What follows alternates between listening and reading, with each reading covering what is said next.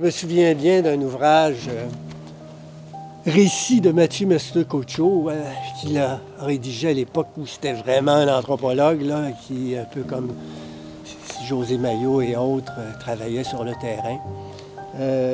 Récit de Mathieu Mestre-Cocho, là, c'est vraiment bien, c'est vraiment beau comme travail anthropologique. Serge Bouchard, c'est une immense contribution à transmettre, à développer dans la population l'intérêt, la curiosité, à montrer puis à démontrer la pensée anthropologique et la perspective anthropologique. Donc, c'est ce qu'il a finalement fait, parce qu'avec sa grosse voix et ses émissions de radio puis ses livres, c'est une contribution majeure. À cette époque de déficit d'attention où tout le monde s'en va dans toutes les directions, lui, il a réussi là, à vraiment intéresser la population sur des sujets concernant les Autochtones et de façon plus large, avec une perspective anthropologique. C'est difficile. Les Canadiens, que ce soit en français ou en anglais, ont beaucoup de difficultés à regarder le passé et à regarder ses relations avec les Autochtones. Par exemple, le Canada ne reconnaît pas du tout, c'est officiel, sur le plan officiel politique, ne reconnaît aucun génocide à l'intérieur de ses frontières. C'est factuellement faux. On peut jouer sur les mots, on peut dire que ça s'est produit à Terre-Neuve, mais qu'à l'époque, ce n'était pas le Canada. Mais Terre-Neuve est une province canadienne. Et là, il y a eu un génocide réel, documenté, connu, mais que les Canadiens ne connaissent pas. Faites un sondage au Canada avec l'éducation, puis parmi les gens éduqués, donnez le nom de Shanadidit, parlez des Béotucs, parlez de l'histoire des Béotucs, des Britanniques et des Français qui les ont exterminés. Personne ne sait ça. Personne n'est au courant de ça. Serge Bouchard a travaillé chez les Inuits et a publié plusieurs livres à leur propos. Mais ce qui le fascinait, c'était les gros camions. Il a d'ailleurs écrit sa thèse de doctorat sur les camionneurs de la baie James. Et dernièrement, sa thèse a été remaniée et il a publié un livre du diesel dans les veines. C'était sa fascination. Un bon chauffeur est tout. A le sens de l'équilibre avec sa machine. C'est comment ça lui prend de temps pour arrêter. Mais c'est jamais la même chose. Selon que tu es sur une route planche, horizontale, selon que tu es dans une côte, sur la glace, sur le gravier, différents types d'asphalte. Ils savent tout ça. C'est plus qu'un emploi. Ça devient un métier. Mais un métier dans l'ancien sens de métier. Quand autrefois on disait que quelqu'un a un métier ou a du métier. Au moment où je prends la décision de faire c'est un gros investissement, une grosse décision. Mon doctorat et ma recherche, quand on pense que ma maîtrise m'avait pris tant d'années, puis tant d'efforts, je me lançais dans un doctorat, ça allait être assez compliqué.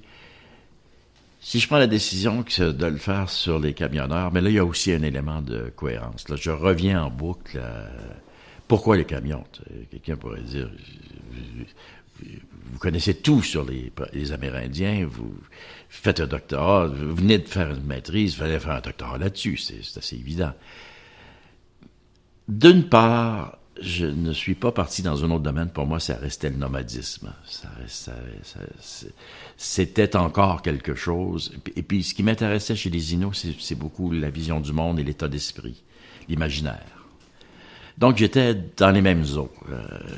Voici, ce ne sera pas des Inuits, mais ça va être n'importe qui. Ça va être, mais c'est dans l'imaginaire, puis c'est le nomadisme, et c'est le voyagement, puis c'est la mobilité. Serge Bouchard était à Recherche amérindienne, il a rédigé des textes à Recherche amérindienne, et puis je pense qu'il a été quelqu'un qui a fait connaître...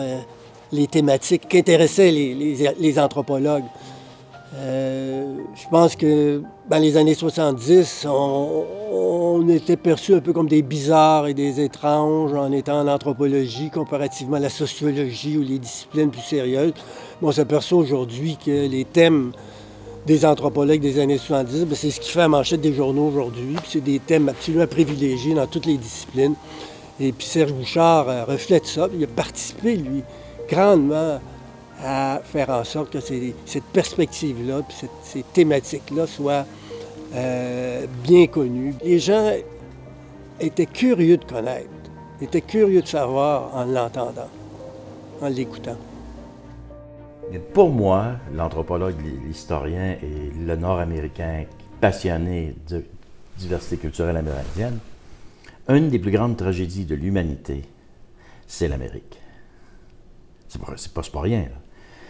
Très peu de gens savent que l'Amérique du Nord, l'Amérique centrale et l'Amérique du Sud, eh bien, il y avait une population équivalente à la population européenne au moment du contact. Donc, c'est pas une Europe surpeuplée qui rencontre un désert américain. Il y avait les Aztèques, il y avait les Incas, il y avait des populations, il y avait des démographies très importantes dans le Mississippi, jusqu'à aujourd'hui dans l'Ohio. Il y avait ici des nations partout, il n'y avait aucun lieu désert. Et ces gens vont disparaître à 80%. Et pour ajouter à tout ça, l'Espagne s'acharne à la mise en esclavage et à l'assassinat collectif des Indiens. Les Américains, devenus indépendants, seront les plus grands massacreurs d'Indiens de façon explicite. A good Indian is a dead Indian. Et puis, ils l'ont fait. T'es en réserve ou t'es mort. Au Canada, on n'a pas fait. La démographie amérindienne était moindre. Le processus a été différent, mais on n'a pas hésité à prendre les armes et à tuer des gens lorsque les Métis et les Indiens ont demandé, exigé, résisté et ont voulu faire valoir leurs droits. Notamment en 1870 à la Rivière-Rouge, 1885 en Saskatchewan-Nord. Et là, c'est fascinant. Le musée est à la Fourche. Le musée est à la fourche de la rivière Assiniboine et de la rivière-Rouge, le lieu précis où on a écrasé les droits des Métis et des Franco-Manitobains, des Métis et des Cris. C'est quand même incroyable.